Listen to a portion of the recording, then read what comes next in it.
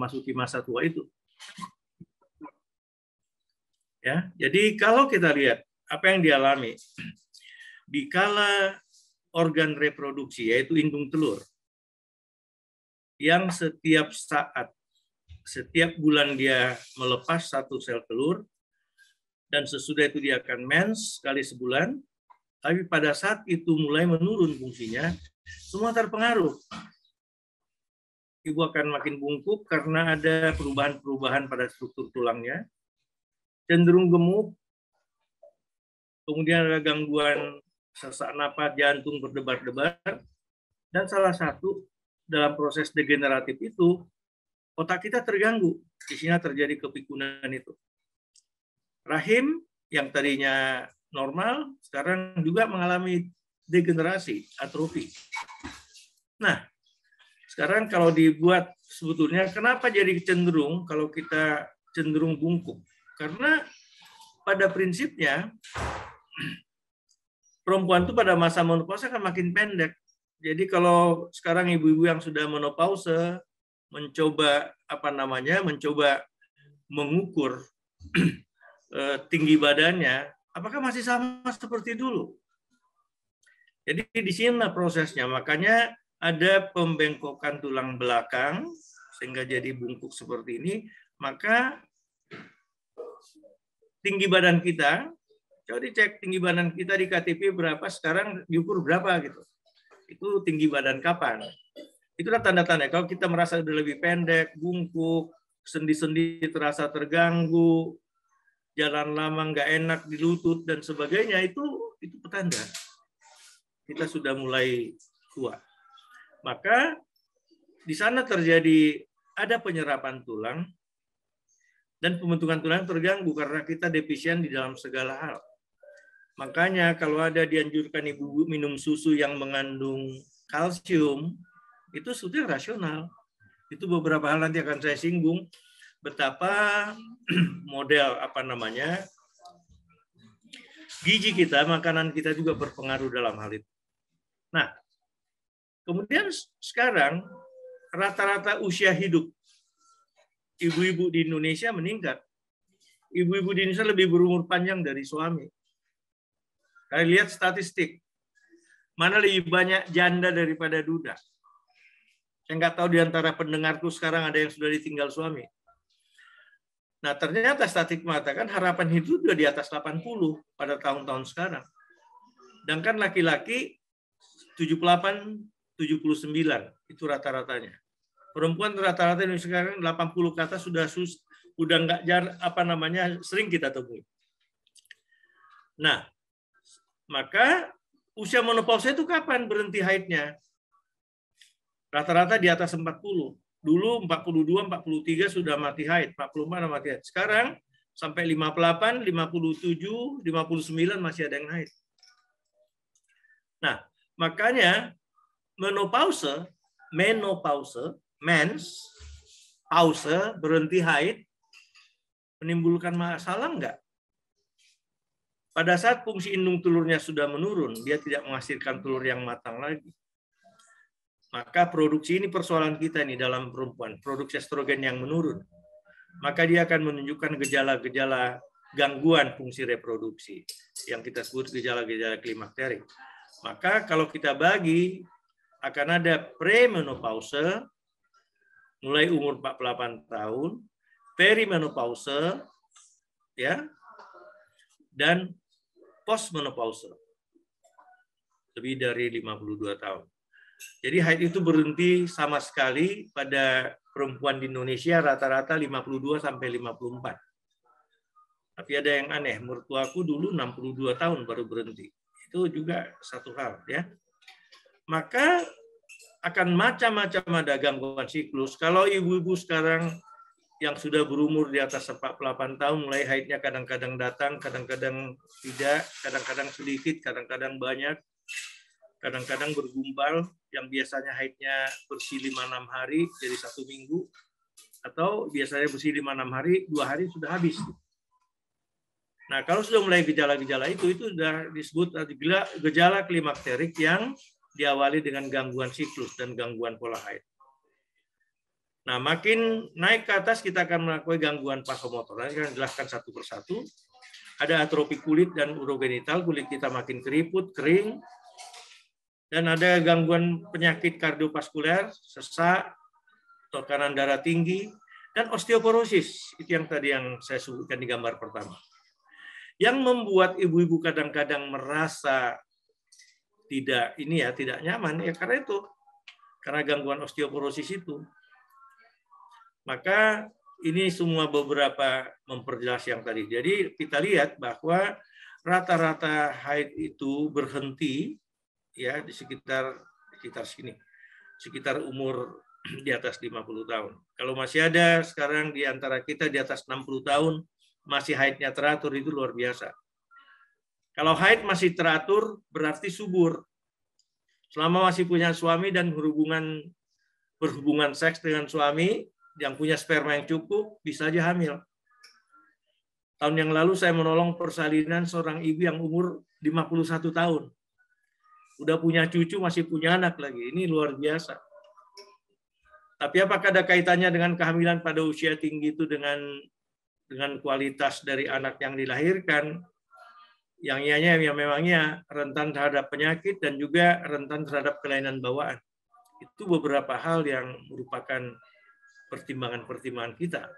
Nah, jadi menopause itu adalah di mana seorang wanita tidak mengalami menstruasi lagi. Terjadi perubahan fisik dan psikologis, mempengaruhi seksualitas. Ya. Proses yang terjadi itu secara alamiah itu terjadi. Tidak akan ada seorang ibu yang akan haid terus-menerus, saatnya akan berhenti. Dan pada saat dia berhenti, nggak langsung berhenti, pelan-pelan gitu. Yaitu alamiah.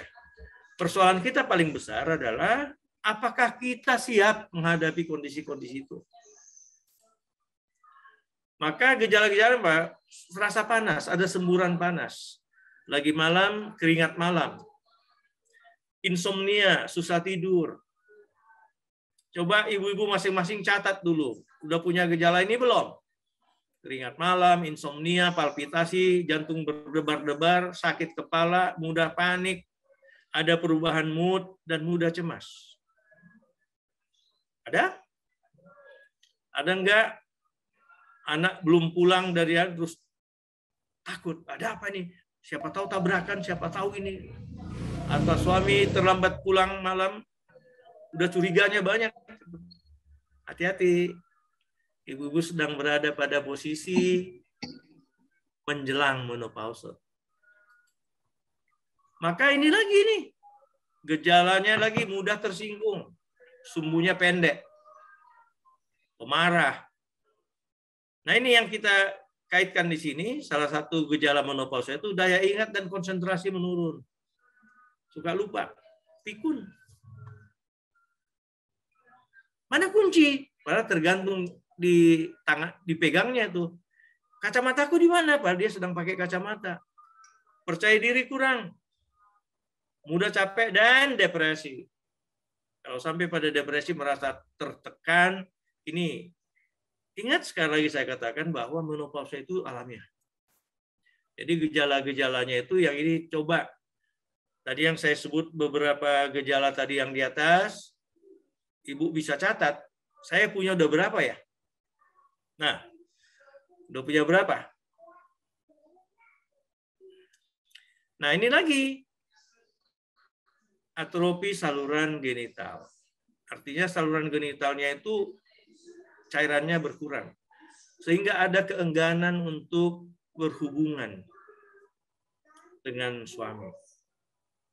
Karena terjadinya pengeringan itu mengakibatkan nyeri waktu berhubungan dengan suami. Ujung-ujungnya apa? Menurunkan libido, nggak ada keinginan lagi. Kurang keinginan untuk itu. Dan lagi adalah masalah perkemihan. Bisa jarang kencingnya tiba-tiba, malam terbangun, beser, dan sebagainya. Karena pengaruh hormon estrogen, itu nanti akan saya tegaskan lebih jauh, itu kemana-mana berpengaruh.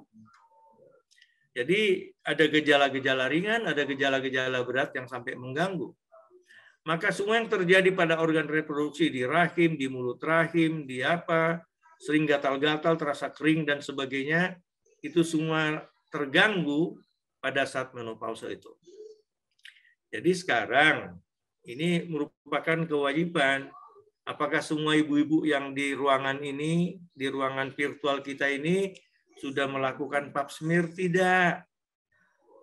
Karena itu perlu setiap ibu-ibu yang sudah berkeluarga dan sudah punya anak, sebaiknya sekali setahun periksa pap smear untuk mengetahui lebih dini kalau terjadi gejala-gejala kanker mulut rahim di sini, di mulut rahim ini. Nah, cuman ibu-ibu pada umumnya segan kalau disuruh buka baju dan ngangkang di meja periksa itu takut. Padahal itu kita hanya perlu waktu 3 menit. Maka sekarang ini deteksi dini dari kondisi-kondisi kanker serviks itu sangat dianjurkan. Nah, dalam kondisi ini juga kita bisa periksa selnya sejalan dengan menopause, bisa kita lihat nanti apakah sudah ada perubahan-perubahan. Jadi banyak manfaat yang kita bisa dapat dikala kita mau diperiksa dan mau melakukan. Maka pesannya adalah organ reproduksi perempuan ini terjadi perubahan sejalan dengan bertambahnya umur. Nah, jadi apa yang kami lihat nanti? Pada waktu kita periksa di spekulum, kita periksa mulut rahim, kita bilang ini bagus. Nggak ada tanda-tanda infeksi, nggak ada pertumbuhan jaringan lain, licin dia, warnanya juga sesuai. Itu memberikan gambaran yang sangat jelas buat kita. Jadi kalau di antara ibu-ibu di ruangan ini belum pernah pap smear, silahkanlah dilakukan pemeriksaan. Oh, sudah menopause kok, Dok? Saya tanya, udah pernah nggak? Makanya sering kami di rumah sakit, pasien-pasien itu datang sudah stadium lanjut. Sudah stadium 3-4, di mana nggak mungkin dioperasi lagi pada kanker mulut rahim maupun kanker rahim. Nah, makanya, kalaupun kita sekarang yang sudah tua, tapi anak-anak kita ingatkan untuk melakukan pemeriksaan pap smear itu. Bahkan sekarang sudah ada vaksin yang disuntikkan untuk mencegah terjadinya kanker leher rahim. Maka remaja-remaja sudah dianjurkan menggunakan itu, divaksin dia untuk mencegah terpapar pada kanker mulut rahim yang rupanya sekarang penyebab utamanya itu adalah di samping higien dari alat reproduksi ini juga ada virus penyebab human papilloma virus. Dan itu antibodinya sudah dijumpai sehingga kita bisa melakukan vaksinasi untuk mencegah itu. Nah, ini semua tekniknya. Maka ingat, ini yang gejala ini yang harus dilihat lagi. Kulit udah merasa kering gitu. Ada perubahan pada rambut, ubanan kayak rambut jagung, mudah tercabut. Ada penandukan pada kulit, ya, dan nyeri sendi atau tulang. Nah, ini semua hati-hati. Jadi kalau udah pada menopause muncul ini, hati-hati. Nah, bisa dicegah nggak? Nah, itu nanti persoalan kita. Jadi lihat, saya ulangi lagi, keluhan jangka pendek akibat turunnya estrogen tadi dikatakan bisa haidnya tidak teratur. Kemudian ada gejolak panas. Cuaca dingin kok keringatan gitu. Basah. Hot flash ya. Kemudian ada lagi sukar tidur. Tadi saya katakan tolong dicatat yang tadi. Kemudian mudah tersinggung, sumbu pendek. Ini yang nanti resepnya apa ini? Yang untuk mengatasinya. Kemudian lagi adalah jantung berdebar-debar. Kemudian pusing, mudah pingsan. Lagi kulitnya keriput, mulai kita lihat banyak keriput. Dan ini libido menurun.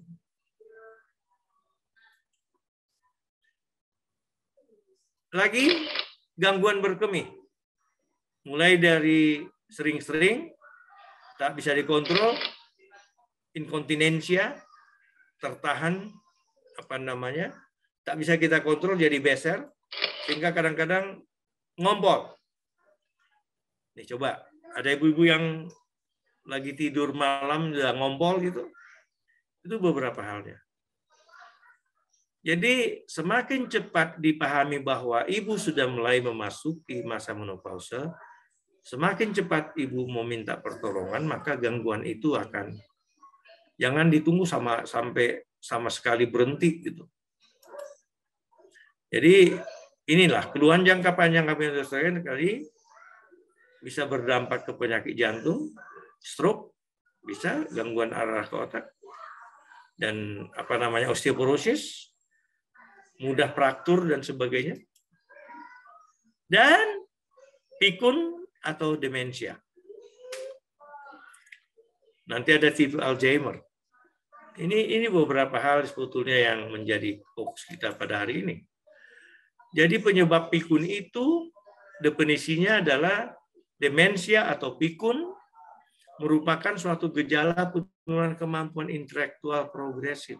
Kita rasanya diajak berpikir apa semua sudah susah. Menganalisa satu masalah udah munak karena posoime. Hanya karena tua-tua di pudioma. Yang menyebabkan kemunduran fungsi kognitif, fungsi pikir. Sehingga dampaknya apa? Mengganggu fungsi sosial, pekerjaan, dan aktivitas kita sehari-hari. Jangan-jangan keluhan itu jadi malas kebaktian, malas ibadah, atau malas ke pesta. Nah, di sini beberapa hal, ya. Pada demensia, apa yang terjadi? Kenapa orang jadi pikun? Sejalan dengan proses penuaan itu, ada pengerutan di otak. Terjadi begitu cepat sehingga fungsi-fungsi otak menurun. Jadi kalau pada tipe Alzheimer itu terjadi karena ternyata jaringan abnormal seperti plak dan saraf otak yang tidak beraturan.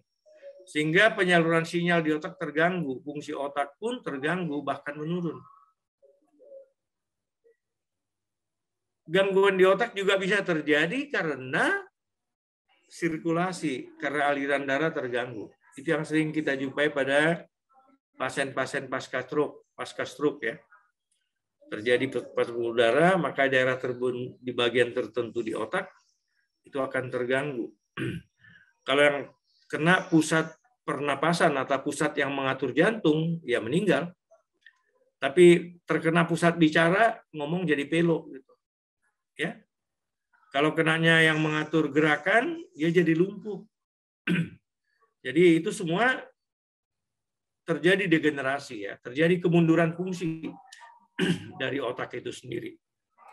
Nah, maka gejala-gejala pikun itu apa? Ada gangguan memori, ada gangguan daya ingat kita menurun. Ditanya cerita-cerita, aduh lah, nggak ingat saya. Ada gangguan aktivitas, gangguan berbahasa,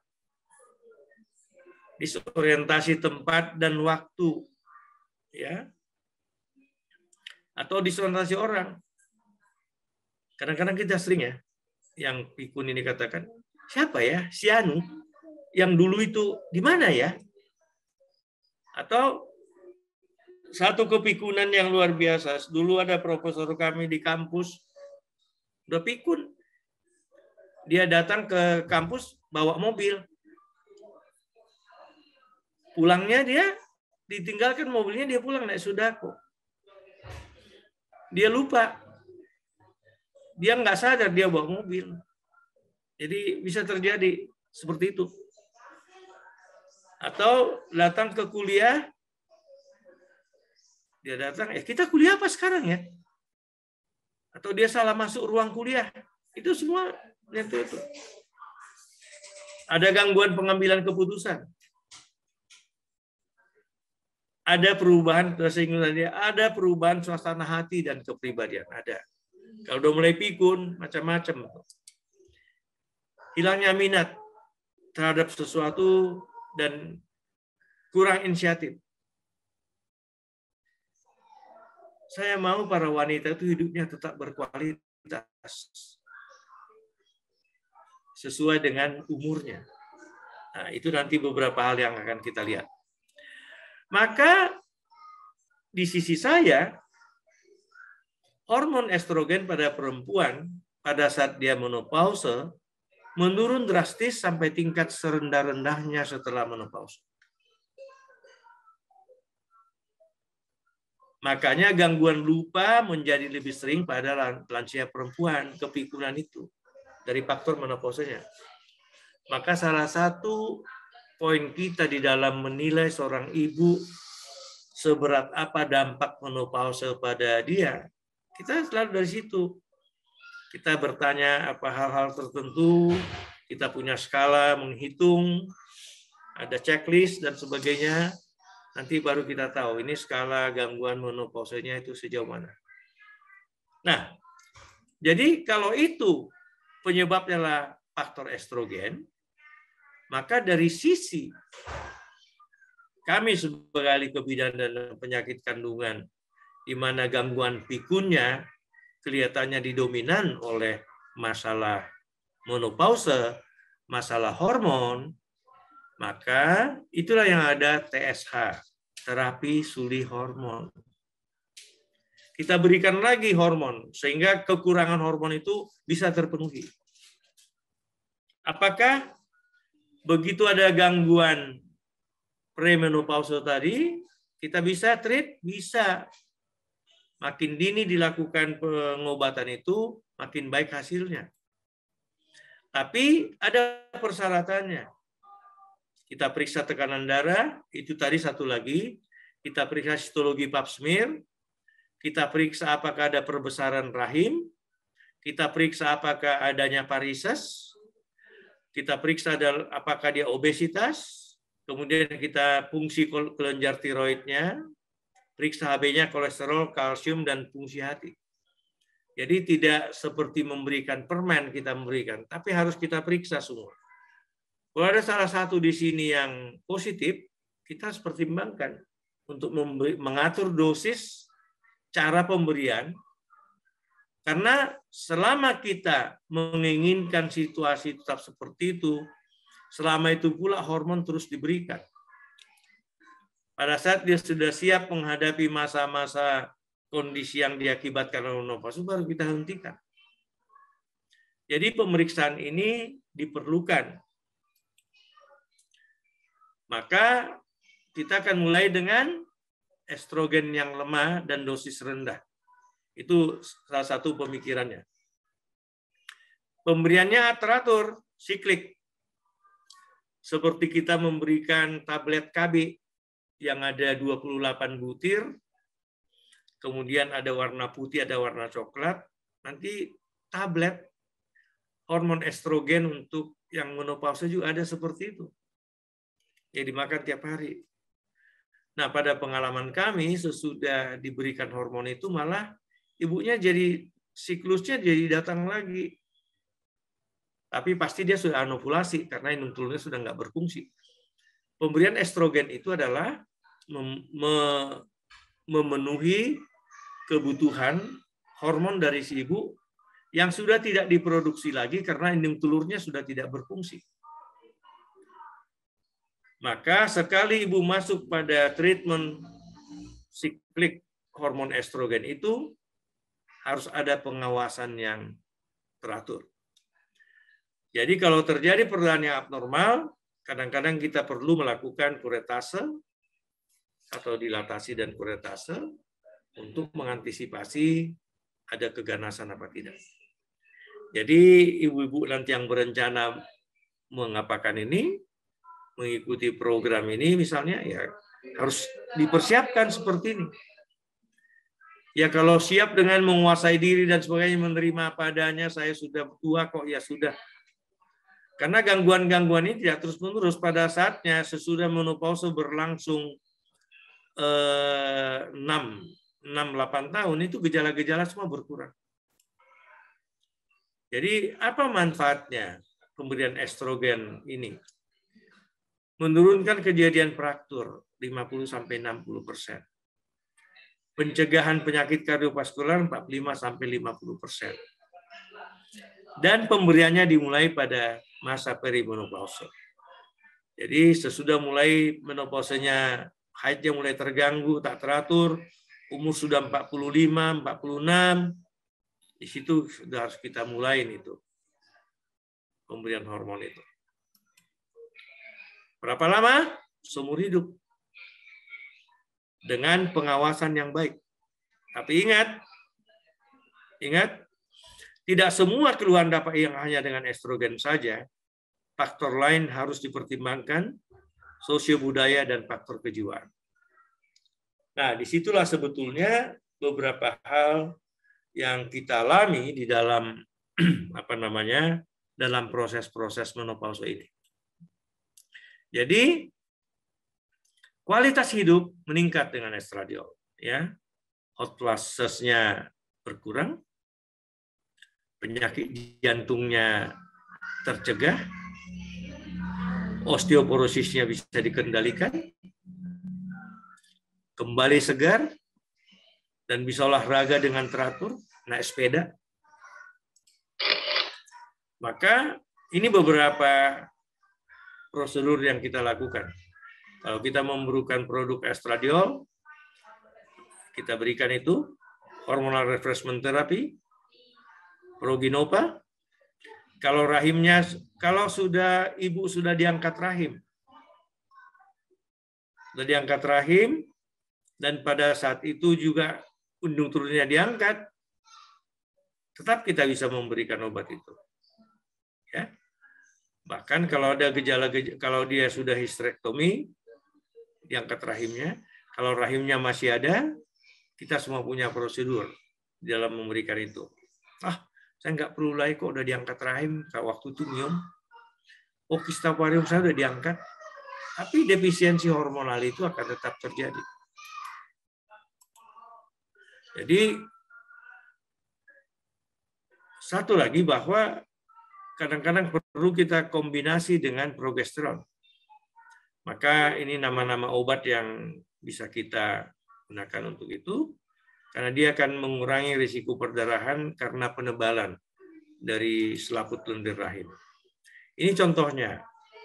Ini saya bukan mau bermaksud, salah satu produk dari Sharing ini, dia memberikan obat Klimen, dia ada 1, 2, 3, 4,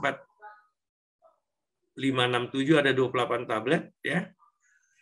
16 tablet adalah ini, yang obatnya ini placebo-nya. Jadi seperti pil KB. Nah, nanti cek harganya berapa. Mahal. Dan selama dia belum siap mengalami gejala-gejala itu, dia terus menggunakan itu. Maka ada kadang-kadang kita intermittent. Dia udah pakai 6 bulan, kita coba hentikan 1 bulan. Keluhannya bertambah enggak? Enggak. Perasaan nggak enak apa semua nggak muncul. Tunggu 2 bulan lagi. Bulan kedua. Aduh, udah mulai terganggu, Dok. Mulai nggak enak tidur, apa dan sebagainya. Kita mulai lagi siklusnya. Nah, yang penting sekali memilih pengobatan dengan hormonal replacement therapy ini, kita tetap harus rajin kontrol. Karena efek samping dari pengobatan hormon itu harus diamati dengan baik. Nah, kita tadi cerita perempuan aja. Saya mau berimbang. Laki-laki ada menopause enggak? Ada. Maka kita singkat partial androgen deficiency in aging men. PADAM. Partial androgen deficiency sama kalau pada perempuan estrogen, pada laki-laki testosteron. Bagi yang punya suami yang sudah berusia di atas 55 ke 60 tahun, harap perhatikan. Nah, ada 10 pertanyaan yang bisa dipakai. Apakah libido, dorongan seksual menurun? Apakah merasa lemas dan kurang tenaga? Apakah daya tahan menurun? Sama tadi, apakah merasa makin pendek? Kenikmatan hidup menurun, merasa kesal dan cepat marah. Kemudian suami mengatakan ereksi kurang kuat, tidak seperti dulu. Kemudian malas, penurunan kemampuan berolahraga. Tadinya masih bisa main badminton atau mendayung sepeda, sekarang untuk jalan 30 menit satu hari pun udah malas gitu. Malas, bukan nggak bisa ya. Terus kalau suami-suami sering mengantuk dan tertidur sesudah makan malam, apakah Anda merasakan ada perubahan atau penurunan prestasi kerja? Aduh, kerja aku udah gak beres. Jadi kalau 1 dan 7 jawabnya ya, atau 3 jawaban ya, ada 3 jawaban ya. Jadi lihat, 1 itu apa? Apakah libido, dorongan seksual menurun, dan 7 apa? Ereksi kurang kuat. Udah pasti dia defisiensi testosteron. Tapi kalau di antara semua ini, yang 10 ini ada 3 jawaban yang ya, walaupun itu bukan faktor ereksi dan faktor dorongan seksual, itu sudah pasti bahwa sang bapak sudah mengalami penurunan testosteron. Sama. Kita periksa juga semua, nanti suami juga bisa mendapat terapi hormon testosteron. Ya. Nah, makanya hati-hati kalau minat terhadap seksual menurun, ada perubahan tingkah laku dan aktivitas seksual, kalau orgasme menurun, berkurang kemampuan ereksi, berkurang kemampuan ejakulasi, menurunnya volume ejakulasi, itu semua. Nah ini hati-hati. Suami mulai bajunya ganti yang jereng gitu. Wah, penampilan muda, pakai warna merah, pakai jeans, pakai sepatu kets, dan sangat tergantung pada obat-obatan, takut gangguan kesehatan. Pokoknya dengar ada vitamin, ada ini cepat sekali tanggap. Dan sangat takut sakit, juga upaya pengobatan berlebihan. Pada saat kompensasinya salah, disinilah krisis berikutnya pada pasangan suami istri. Karena dia merasa tidak mampu, dia jadi bertualang. Mencari pengalaman seksual dengan PSK, penyebab pekerja seks komersial. Karena dia dengan dibayar, dia dipuji-puji, oh masih bagus Pak, masih ini dan sebagainya. Dan ada risiko pada saat seperti itu udah sama-sama tua. Ada nanti perempuan idaman lain. Ada istri kedua. Jadi kalau kondisi-kondisi ini tidak dipahami bersama dan berusaha menyelesaikannya bersama, ini merupakan ancaman terhadap keutuhan keluarga. Maka ada 8 langkah yang ini. Terus aktif secara seksual, ini bagi kedua pasangan suami istri. Lakukan latihan Kegel, itu senam, nanti kalau ada waktu kita bisa melatih itu, senam dasar panggul, supaya tampilan kita lebih segar. Ya sekarang nanti akan saya katakan, sudah saatnya pada kita-kita semuanya ini harus punya program olahraga teratur. Para dokter ahli jantung dan yang masalah geriatri ketuaan katakan kita harus sediakan waktu 150 menit dalam seminggu. Jalan saja. Saya sudah mulai mempraktekannya. Ibu-ibu, apakah wajah saya cocok dengan umur 66 tahun yang kalian lihat sekarang? Saya teratur. Maka yang 150 menit per minggu itu, kubagi 30 menit per hari. Maka saya akan jalan hari Senin. Kadang-kadang saya dibantu treadmill. Anak saya yang paling besar kirim treadmill buat saya. Dia bilang biar papa olahraga. Jadi nggak ada alasan hujan atau panas. Maka aku usahakan itu. Senin, Selasa, Rabu tidak treadmill, tidak jalan. Kamis, Jumat treadmill lagi. Jadi udah berapa? Udah 4 kali. Kamis, Jumat. Sabtu istirahat. Minggu treadmill lagi. Jadi 5 kali 30. 150 menit. Tanpa terasa. Anak perempuan saya sekarang udah papa di treadmill. Sambil diputarkan musik. Nggak terasa. Yang lagu apa? Lagu-lagu rohani. Jadi memang kita harus punya. Luangkan waktu untuk diri sendiri. Pilih gaya hidup yang sehat. Kemudian terapi studi hormon. Kalau ada keluhan hubungan suami istri karena kering, karena sakit, ya gunakan lubrikan atau pelicin. Kemudian ya belajar secara rasional menggunakan vitamin-vitamin apa yang diperlukan atau food suplemen apa yang diperlukan. Itu merupakan langkah strategis yang bisa kita lakukan. Maka ini ya, 6 fakta seks menyehatkan itu menghilangkan stres, meningkatkan sirkulasi darah, memperbaiki otot, membakar kalori, meningkatkan keintiman, memperpanjang usia. Syaratnya dengan pasangan, dengan suami sendiri, jangan dengan suami orang lain. Nah ini sebetulnya di situ. Maka harus kreatif. Nggak sama lagi seperti dulu dengan sekarang, udah sama-sama tua. Maka ini beberapa hal. Hidup sehat pada masa menopause dengan hormonal replacement therapy, satu olahraga. Dalam masa tua ini, olahraga bersama. Sekarang di Medan, saya sering lihat di lapangan benteng itu pagi-pagi, saya senang lihat. Ada orang yang lari-lari kecil, jalan sama-sama suami istri, sambil jalan mereka bercengkrama, bercakap, cerita. Jadi lihat, jalan kaki 3-5 km dengan waktu 30-45 menit 3 kali seminggu. Itu yang tadi saya katakan, itu harus ada. Jangan pakai olahraga berat lagi, jangan mikir main tenis atau main badminton. Karena apa? Setiap lompatan kita dan sebagainya itu bisa mengakibatkan fraktur. Tai Chi atau senam Wai Tangkung dan sebagainya nggak berat. Ada sekarang senam osteoporosis. Nanti ibu-ibu bisa buka di YouTube, ada nanti senam osteoporosis, ada senam lansia.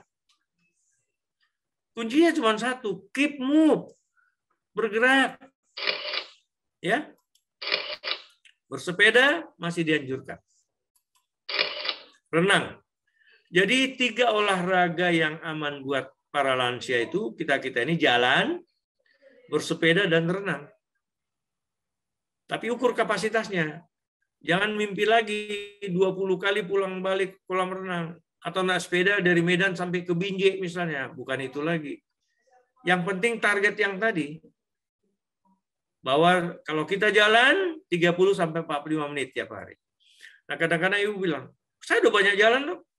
Di rumah, dari dapur ke teras, dari teras ke dapur, ke kamar tidur." Bukan itu, Bu. Itu aktivitas biasa. Harus khusus. Kita siapkan waktu 30-45 menit tiap hari, atau 3 kali seminggu, itu memberikan kesegaran buat kita. Dan satu lagi, harus kontrol berat badan. Nanti saya kasih tipsnya. Jadi lihat, inilah sesama ini sama-sama. Mereka sedang melakukan senam osteoporosis dan peregangan. Nanti saya usulkan, lihat.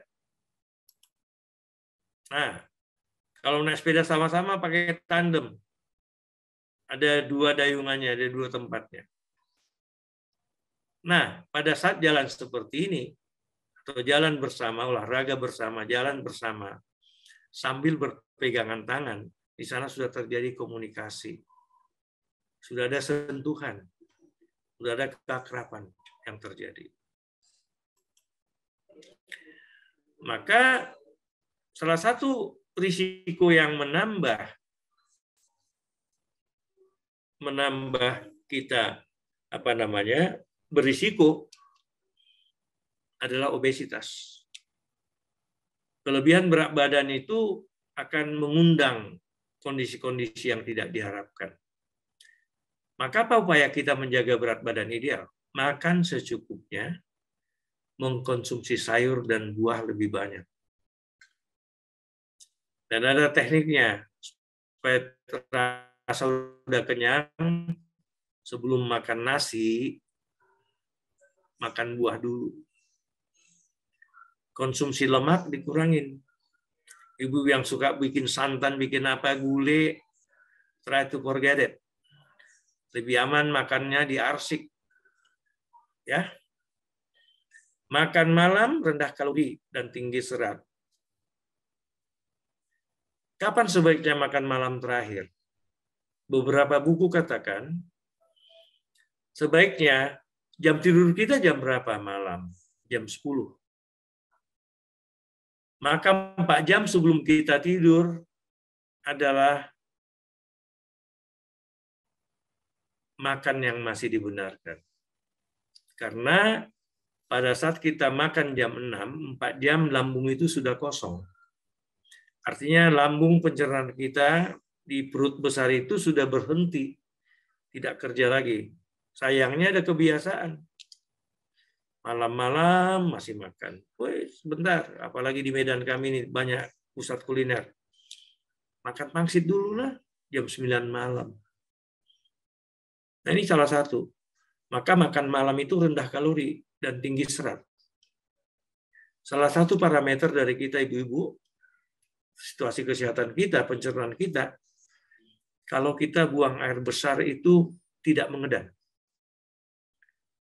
Ingat, serangan stroke yang terjadi di kamar mandi adalah pada saat korban atau yang kena stroke ini sedang buang air besar. Pada saat buang air besar itu mengedan, akan terjadi tekanan intrakranial waktu kita ngedan. Ternyata, nah pada pasien-pasien yang sudah punya risiko untuk pecah pembuluh darah, di situ kejadian. Kayak sekarang para orang tua kalau ke kamar mandi jangan kunci kamar mandi. Jaga kamar mandi itu tetap kesat, tidak licin. Jadi itu tadi makan malam itu, makan terakhir sebaiknya jam 6. Nah, itu yang sekarang disebut dalam buku-buku yang disebut intermittent fasting. Kita terakhir makan jam 6, terus pertanyaan, besok paginya makan jam berapa? Ya, as usual. Jam 8 pagi, jam 7 pagi, makan siang, ya diatur gitu. Jadi keteraturan itu. Dan kenapa harus rendah kalori dan tinggi serat? Kenapa tinggi serat? Kalau seratnya itu tinggi serat dia, maka volume dan komposisi dari feses kita, buang air besar kita itu akan gembur. Maka kita tidak perlu mengedan kalau buang air besar. Kalau buang air besar ya. Kemudian juga olahraga rutin, hindari rokok dan stres. Hindari makan sambil nonton TV, hindari ngemil. Ternyata yang berperanan besar di dalam kenaikan berat badan itu karena ngemilnya. Kemudian dan hindari minuman manis. Yang saya maksud adalah minuman-minuman soda. Karena gula yang dibuat di sana gula yang jahat. Dia pakai sakarose, bukan glukosa. Nah, ini beberapa tipsnya. Maka hidup sehat pada masa manusia dengan HRT itu jangan lupa ibadah, bersosialisasi, ya kan? Dan latih pikiranmu tetap bekerja. Saya anjurkan beberapa ibu-ibu harus punya hobi. Bapak-bapak harus punya hobi main catur supaya otaknya tetap, atau mungkin main Scrabble. Ya, ibu-ibu main apa? Apanya? Atau isi teka-teki silang. Jadi otak kita tutup, kita ajar.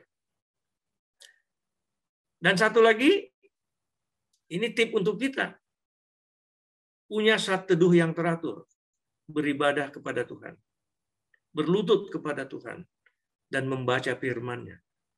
Itu salah satu yang dampaknya besar. Nah, saya pernah baca ada suatu penelitian di Amerika. Mereka bandingkan. Mereka lakukan survei.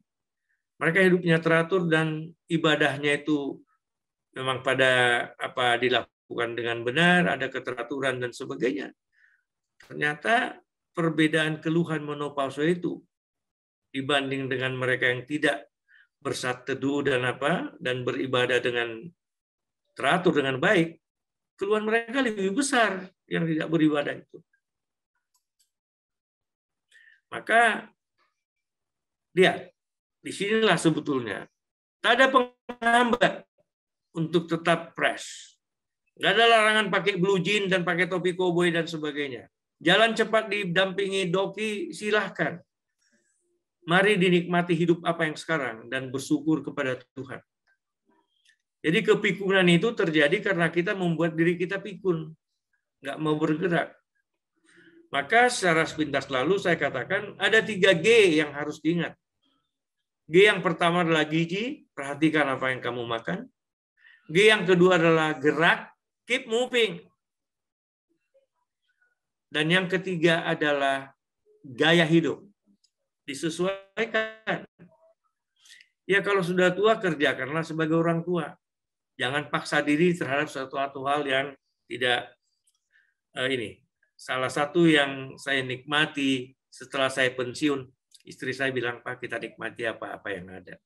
Anak-anak sudah besar, cucu sudah ada, mari kita isi hidup dengan hal-hal yang baik-baik saja. Nah, ada satu resep kami untuk tidak bertengkar. Kalau satu suaranya keras, yang sebelahnya diam. Kalau dua-dua ngomong, nggak tahu lagi kita. Nah, ini beberapa hal sebetulnya yang perlu kita bangun di dalam hubungan suami istri ini. Nah, lihat, apa tidak mungkin dengan SRT, hormonal terapi, kalsium kita semua diolah, nggak mungkin kita main biliar atau bikin peregangan seperti ini. Ini gambar kami ini viral di profesi kita, bagaimana seorang ibu yang umur 82 tahun masih bisa meregang seperti ini. Dan satu lagi, Ratu Elizabeth di Inggris itu udah umur berapa? Udah 90 lebih. Tapi kondisi hormonalnya karena tim dokter kerajaan Inggris itu tetap salah satu pengawasan mereka adalah pemberian hormonal replacement therapy. Maka langkah praktis ini tadi kita katakan, buat strategi dalam kehidupan seksual sesuai dengan pertambahan usia dan jangan dipaksakan. Bangun saling pengertian dan ciptakan suasana yang nyaman. Buat variasi dan kejutan yang menjaga hubungan dan berinisiatif. Ya, mungkin suami-suami mengeluh. Ya itulah. Ya kita pahamin gitu.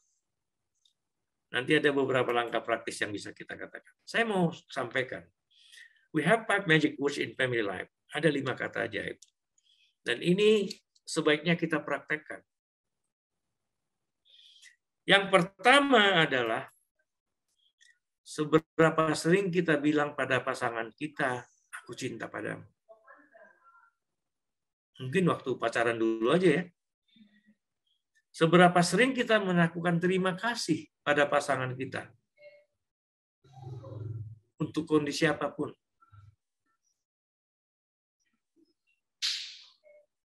Waktu suami memberikan amplop gaji setiap bulannya untuk belanja, kita mengucapkan terima kasih enggak? Yang ketiga, kata Jepra, please, minta tolong. Saya sering kasih ilustrasi ini. Suami pulang kerja, dari mana? Maka dia seorang suami, imam, kepala keluarga, dia bilang, kopi. Reaksi ibu apa? Ini. Sejalannya aksi dengan reaksi. Tapi kalau suami bilang, tolonglah bikinkan kopi. Nang. Opung nisi karisa, baju kopi. Wah ini on, ngeluh Jawa teh. Responnya pasti beda. Kemudian kata yang kelima, pujilah pasanganmu untuk Tapi yang terlalu dipuji nanti besar kepala pula gitu.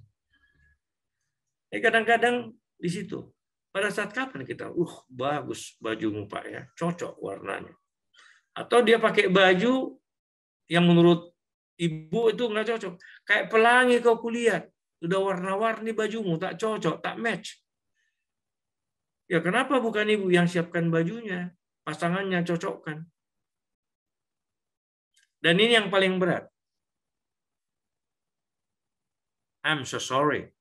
Aku minta maaf. Kadang-kadang kita nggak sadar di dalam kehidupan ini, nggak sadar kita menyakiti pasangan kita. Biasakan berdoa bersama pada waktu malam. Dan sebelum itu, kalau ada sesuatu yang salah buat sepanjang hari ini, maafkan aku. Pasangannya juga akan bilang seperti itu, aku juga. So, ini merupakan 5 magic words in family life yang perlu dipraktekkan setiap hari. Maka memasuki usia menopause seringkali wanita akan mengalami gejala-gejala jangka pendek yang bisa menurunkan kualitas hidupnya. One more, kualitas hidup. Estradiol, estrogen bagi ibu-ibu dan testosteron bagi suami membantu kualitas hidup wanita dan pria yang pre dan post menopause maupun pre dan post menopause. Jangan takut, itu alamiah. Maka penutupnya menopause bagi wanita adalah menopause. Andropause pada pria adalah menopause. Jadi saya akhiri pembicaraan saya ini. Terima kasih atas perhatiannya. Saya cocok waktunya 55 menit saya sampaikan presentasi saya. Selanjutnya saya serahkan kepada moderator. Mungkin ada tanya jawab di antara kita. Silahkan. Saya stop share dulu.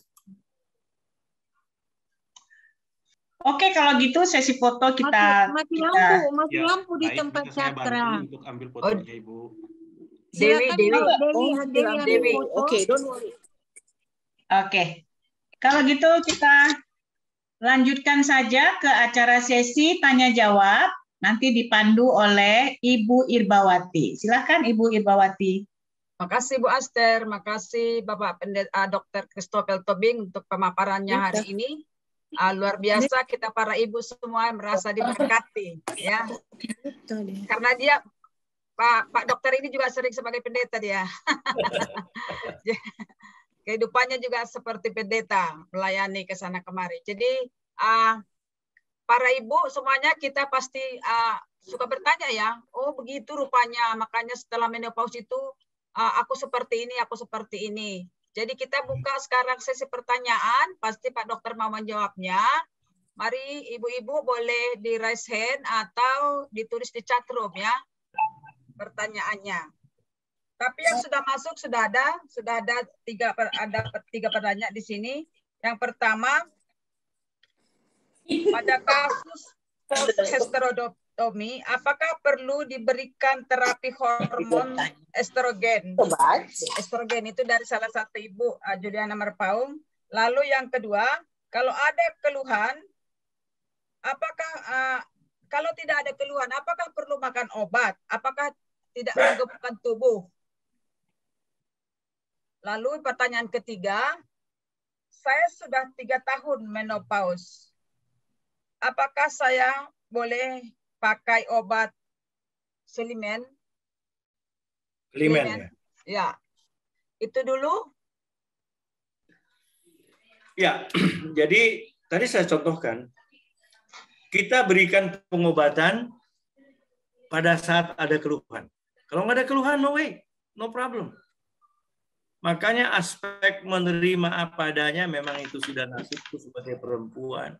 Haidku berhenti, apa yang sama itu kunikmati saja. Bukan saya katakan menikmati rasa sakit, enggak. Makanya tadi saya di salah satu contoh. Sekarang teorinya kan histerektomi udah diangkat. Nah pertanyaan juga, apakah waktu histerektominya indung telurnya ikut diangkat enggak? Kalau indung telurnya tidak ikut diangkat, ya dia akan mengalami hal yang aman-aman saja. Tapi pada saat nanti indung telurnya tidak berfungsi lagi karena sudah tua, maka gejala seperti menopause akan muncul lagi. Nah, jadi memang perlu kita telusuri lebih jauh. Kemudian, kalau tidak ada pertanyaan kedua, kalau nggak ada keluhan, wajar, nggak usah. Tapi gaya hidup sebagai seorang wanita yang sudah menopause harus dijalankan supaya kualitas hidup itu tetap baik, tetap berjalan dengan baik. Jadi saya setuju, jangan tergantung sama obat-obatan. Kalau kita bisa self-healing, kita bisa mengobati diri kita sendiri dengan mendisiplinkan diri kita, nggak ada masalah. Nah coba saya lihat dari gambar ini Bu Pince Huta Barat. Rambutnya sudah putih semua. Bu, aku mau nanya dulu, umurnya berapa sekarang? Ibu Pince, buka mic-nya. Umurnya berapa sekarang? Terima kasih, Salam. Saya sudah 74,5, hampir 75 tahun. Nanti November baru 75. Dari sini saya bisa memandang wajah Abah yang punya luar biasa. Nah, satu. Saya aktif melayani ya, Mang. Ya, sekarang melayani, aktif. Ini rambut nggak pernah dicat? Enggak.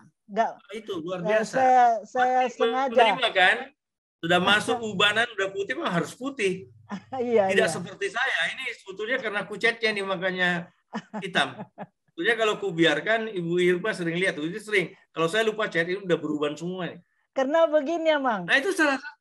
Kalau saya cat, orang nggak percaya saya sudah usianya udah lanjut. Sedangkan nggak saya cat pun orang nggak percaya. Aku tidak mau orang aku udah tahu, orang tahu aku udah umur 66 tahun, tetap dianggap 46.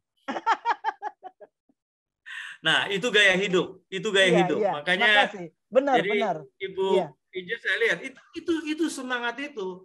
Benar. 74 tahun sehampir, tidak pakai hormonal treatment, menikmati hidup luar biasa, itu yang kita lihat sebetulnya. Amin. Nah, ya. Jadi kalau memang tak perlu obat, kalau nggak ada keluhan, kita bisa melewati masa-masa sulit dalam peralihan dari haid mulai terganggu sampai berhenti sama sekali yang kita sebut masa klimakterium, itu bisa sampai 3-4 tahun kita alamin itu. Makanya tadi saya katakan, kalaupun kita terpaksa menggunakan Klimen, kita menggunakan obat itu, tadi udah 3 tahun menopause, kalau nggak ada keluhan, nggak perlu Bu. Atur aja dengan gaya hidup yang normal-normal saja. Ya, never depend on drug. Jangan tergantung sama obat. Kita bisa self-healing. Kita bisa mendisiplin diri kita dengan apa yang kita alami dan kita nikmati. Saya kira itu sudah terjawab yang 3. Sudah puas Ibu-Ibu dengan jawabannya? Sederhana sekali ya. Berarti yang paling penting tadi apa? Jaga hati, jaga pikiran, gaya hidup. Amin. Ya. Saya ada seorang ibu lagi bertanya, saya sudah 10 tahun menopause. Dulu tidak ada gejala, tapi belakangan ini kalau saya membaca suka tidak ingat. Jadi kalau saya mau ingat kira-kira misalnya saya baca firman Tuhan, apa ya tadi ya? Di mana tadi tertulis? Saya suka lupa. Apakah itu juga proses kepikunan? Lalu ada juga pertanyaan, apakah bisa kita makan obat untuk otak gitu, vitamin untuk otak gitu? Ya. Baru ada ini dari nanti ya Kak Rita. Lanjut aja. Ada Kak Rita silakan Kak Rita. Mau lumayan, mau bertanya Kakak. Wow. Oh, raise hand. Oh mungkin nanti aja. Oke. Nanti aja. Oke ya. 10 tahun sudah menopause. Sekarang, ya kan? 10 tahun dan sekarang sesudah itu baru muncul gejala. Mulai lupa, mulai ini. Itu alamiah. Nah, yang top sekarang kalian dengar-dengar ibu-ibu, ginkgo biloba, meningkatkan otak, bla bla bla bla bla bla. Bisa membantu karena dia neurotropik, dia membantu jadi vitamin untuk membantu persarapan kita. Tapi ingat, obat itu zat kimia. Tubuh kita juga punya kemampuan mengadaptasi. Ada yang ganggu, apalagi obat-obat yang di metabolisme di hepatobiliari, di liver. Keracunan obat apa dan sebagainya bisa saja terjadi. Nah, sekarang ada keluhan. Kalau membaca sering lupa. Maka kalau membaca, bikin catatan kecil. Alkitab saya itu penuh dengan stabilobos. Kalau ada yang menarik, saya tandain. Warna hijau untuk penyertaan Tuhan misalnya. Warna biru untuk jawaban doa misalnya. Jadi setiap saya kita tinggal kebuka, aku mau cari yang mana nih? Yang biru atau yang hijau gitu. Jadi kita harus punya, itu yang saya katakan tadi, kita harus punya inisiatif, cara berpikir. Terimalah bahwa proses pikir kita itu akan menurun sejalan dengan usia kita. Maka tugas kita lah mempertahankan itu. Maka harus punya strategi. Makanya saya katakan tadi, kalau ibu punya untuk melatih otak itu jangan ini, ya mengisi teka-teki silang itu membantu. Terus satu lagi, pasti penglihatan kita terganggu. Gunakanlah Alkitab yang pakai huruf yang besar, jangan yang kecil. Jangan nyusahin diri sendiri. Mama saya meninggal umur 88 tahun. Sampai umur 88 tahun dia saat teduh. Sampai pada akhirnya dia mesti saya kasih loop yang besar, kaca pembesar biar dia membaca. Karena dia bilang, kalau aku nggak baca pagi-pagi rasanya ada yang sangat kurang dalam hidupku ini. Dan itu ditularkan kepada kami anak-anaknya. Nah itu jadi merupakan kebutuhan. Jadi harus punya strategi kita untuk membantu daya ingat kita. Ya, jadi kalau keluhannya itu hanya tahap situ masih bisa dengan cara-cara seperti itu.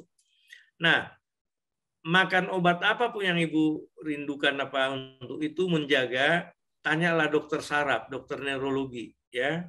Dia akan memberikan obat yang cocok karena kadang-kadang obat itu nggak cocok buat kita. Jangan termakan iklan, apalagi yang di internet itu. Ya, itu tip dari saya. Terima kasih Bu Irma. Terima kasih Pak Dokter.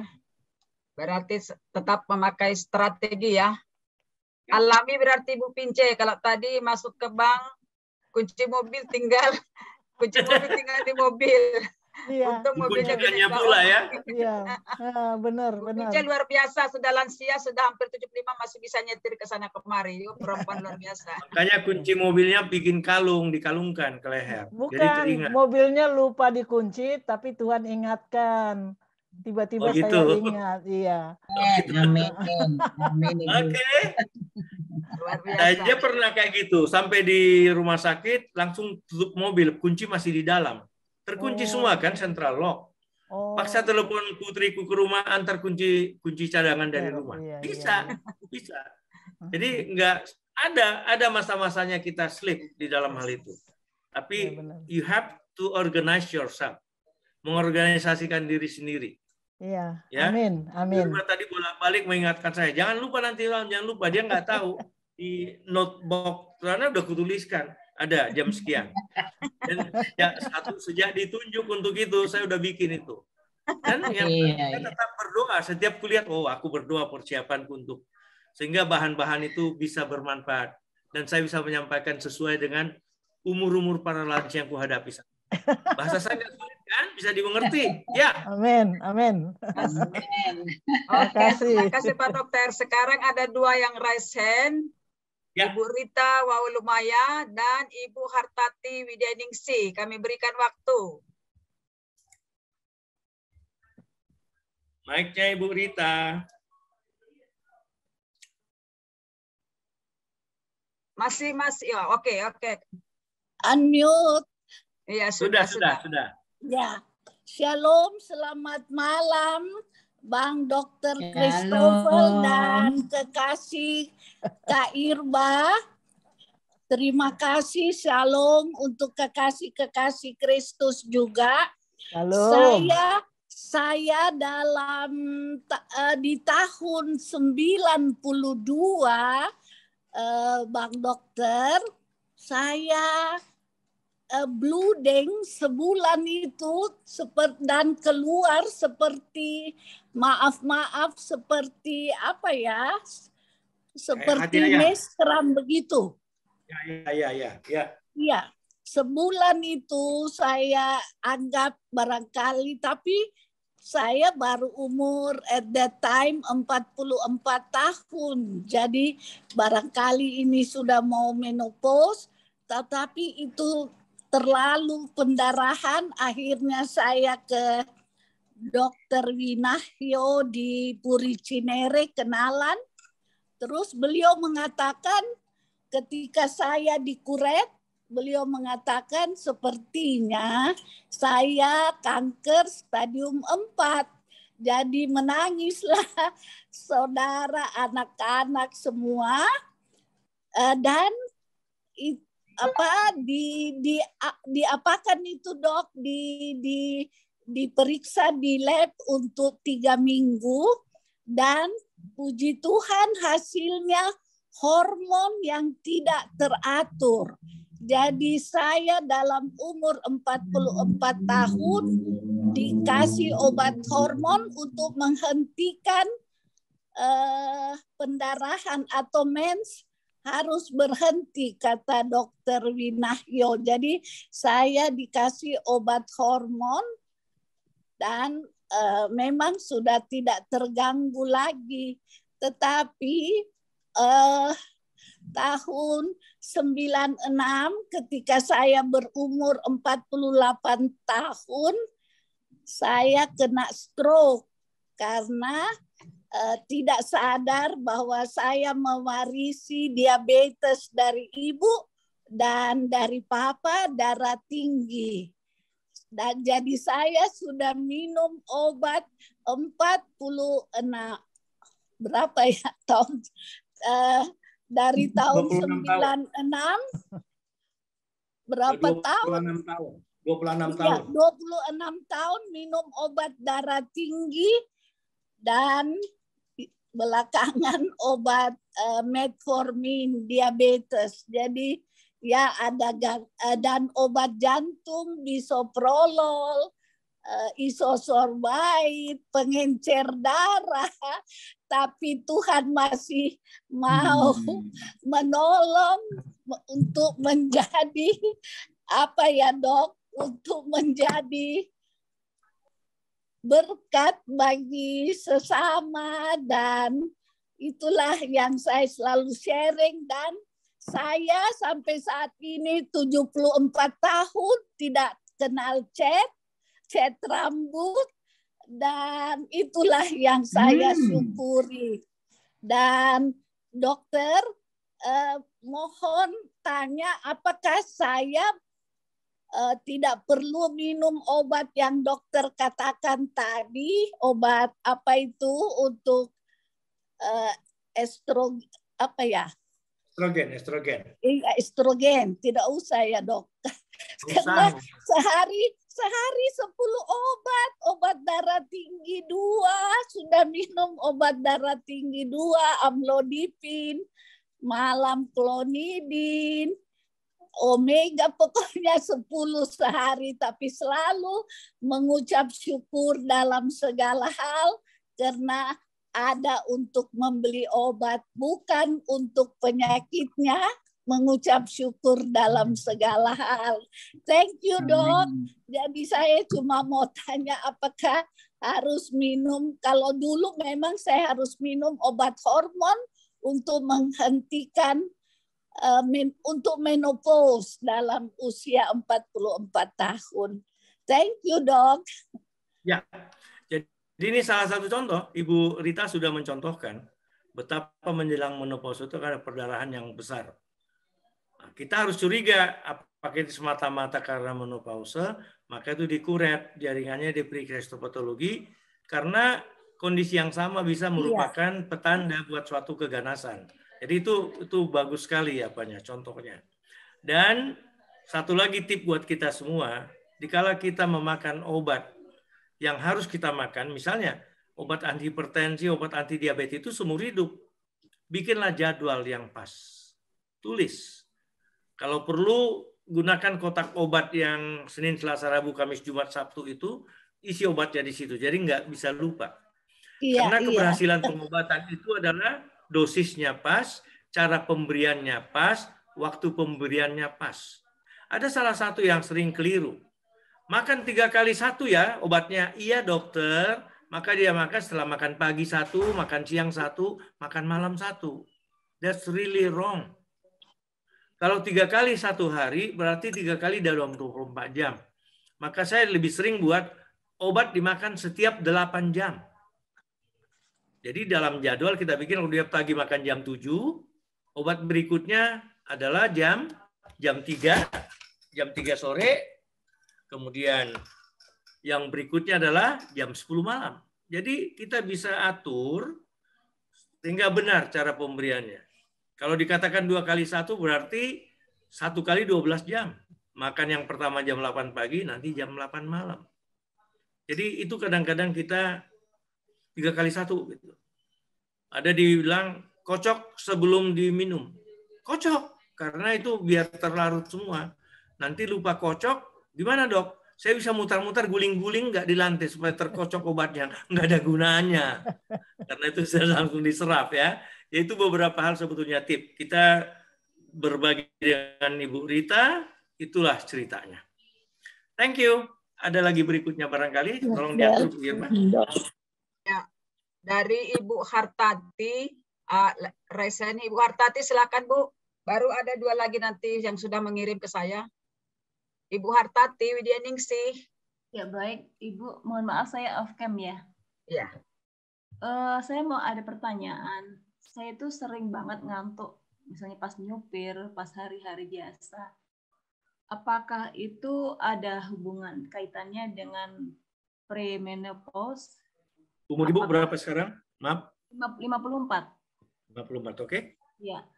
Kemudian saya termasuk orang pelupa. Nah, pelupa itu apakah itu kembali ke gejala premenopause itu terus apa perbedaan dengan karena tidak konsentrasi? Misalnya ini banyak hal yang harus dikerjakan ibu-ibu seperti itu kan.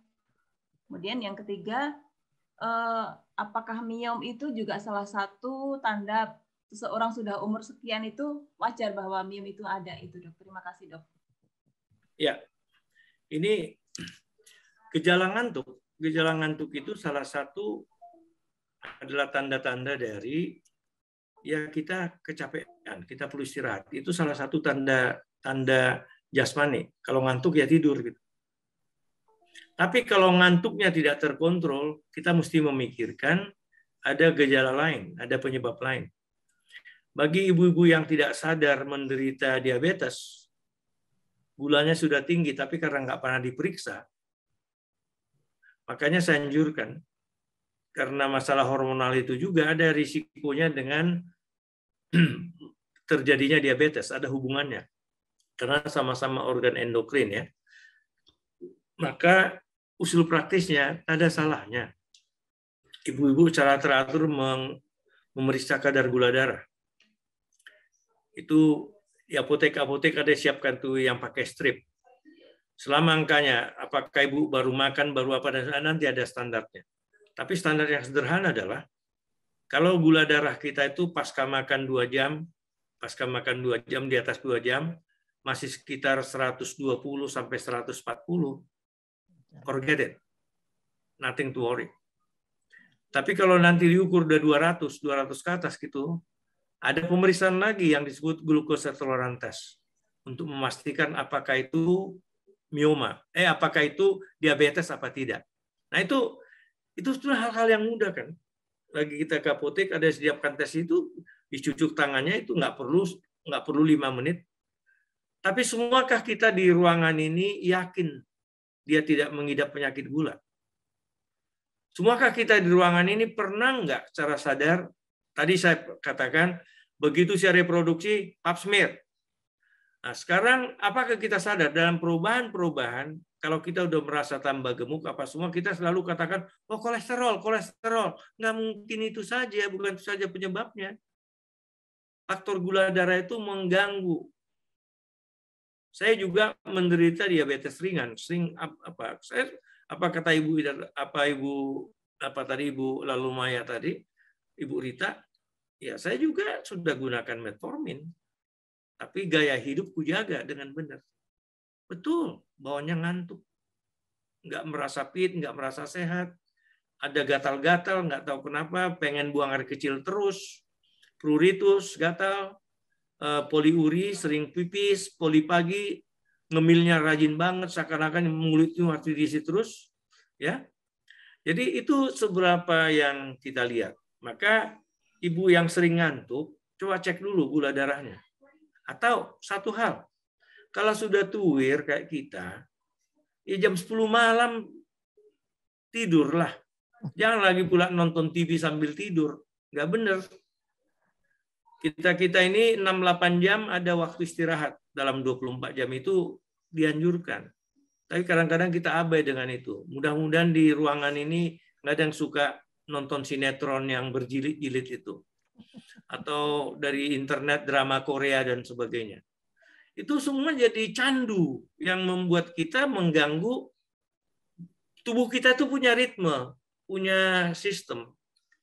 Ya kalau ngantuk tidur, kalau lapar makan, gitu. Kalau haus minum, gitu. Itu semua natural sign. Itu tanda-tanda alam yang dikatakan. Nah, apakah ada kaitannya menopause dengan risiko miom? Itu dua hal yang berbeda. Itu kalau miomautri itu memang salah satu apanya itu ketidakseimbangan hormonal. Tapi ada juga itu memang idiopatik. Kita nggak tahu tiba-tiba sudah ada miom.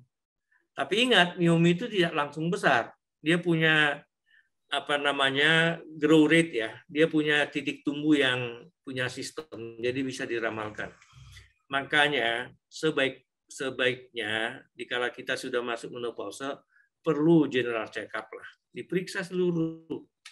Dan BPJS pun udah nanggung itu sekarang. BPJS bukan lagi nanggung yang sakit, tapi pemeriksaan untuk screening kesehatan sudah termasuk dalam hal itu.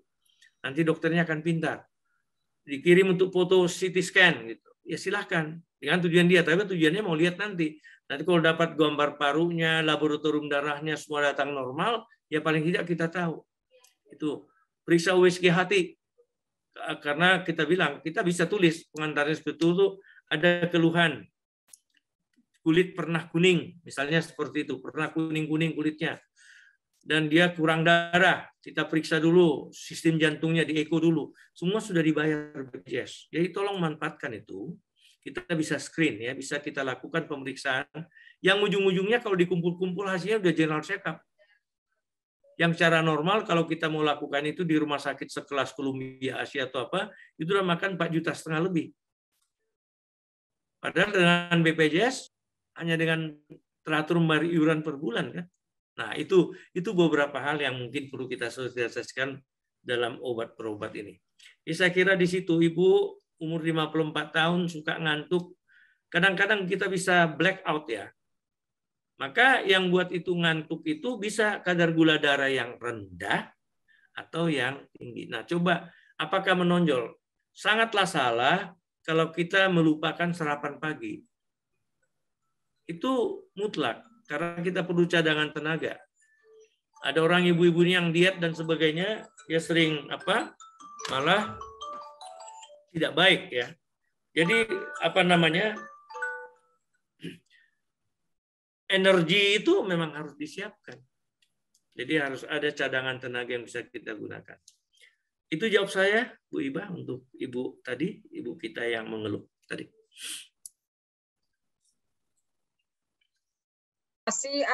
Tapi masih ada dua lagi walaupun sebenarnya waktunya sudah jam 9. Tapi ini pertanyaannya ada ibu saya sehat umur 84 tahun tapi pikun. Sama anaknya aja kalau baru jumpa nggak kenal. Setelah 2 hari baru ingat.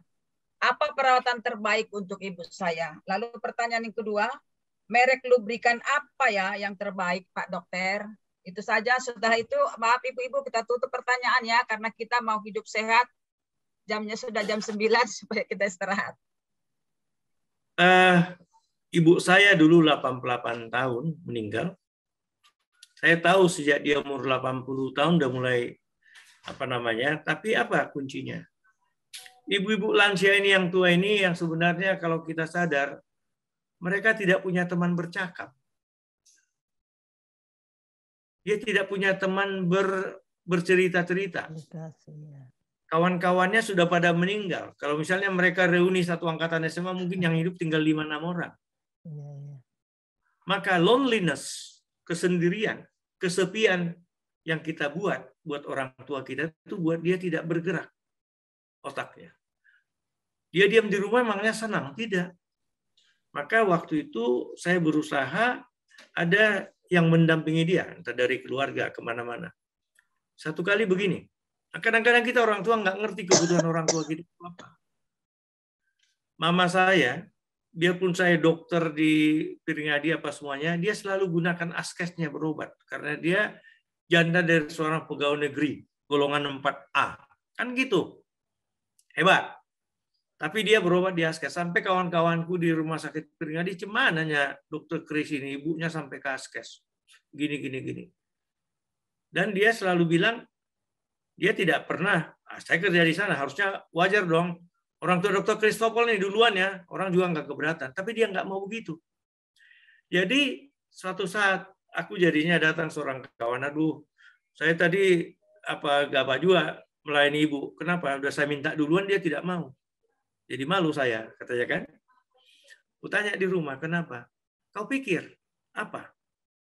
Kami di rumah, saya di rumah siapa kawanku cakap? Di ruang tunggu sana banyak kawanku cakap sama-sama orang tua. Jadi senang kali dia selalu minta. Nanti susternya bilang itu udah dia mendaftar berobat. Jangan kalian dulukan aku ya, menurut urutan. Nah, ini yang kita tidak sadarin. Orang-orang tua kita sebenarnya kesepian kita biarkan. Kita biarkan dia kesepian sehingga kebutuhan dia itu. Kami sekarang di GKPI sedang mengelola rumah Lantera, Lansia Sejahtera. Fokus kita di situ. Ada kawannya bercakap. Nah, satu lagi, ibu saya dulu, saya kasih tape recorder atau pemutar lagu yang saya kasih lagu-lagu rohani. Atau kaset-kaset khotbah. Atau dikasih TV di kamarnya, putarkan CD yang cerita-cerita yang tidak memerlukan Jadi ada dulu sinetron telenovela, dia hafal sekali tuh nama-nama Maria Mercedes apa semua hafal dia. Nah, dan dia selalu katakan jangan larang aku bergaul dengan kawan-kawanku karena kalian nggak pernah bisa menyesuaikan diri dengan aku. Kalian sibuk dengan diri kalian semua. Saya kena tegur banget itu. Makanya dia sampai akhir hidupnya tetap dia malam hari Kamis. Dan ingat orang tua itu juga nggak pengen dibuat dia tergantung terus. Dia pengen sendiri.